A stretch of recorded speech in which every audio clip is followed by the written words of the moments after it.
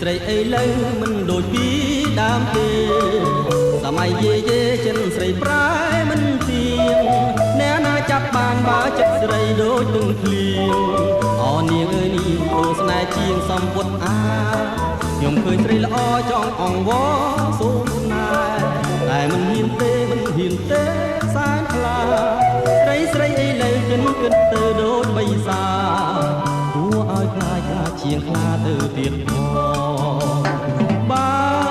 រកប្រាំងក្រស្នេហ៍ស្រីឆ្លើយទេ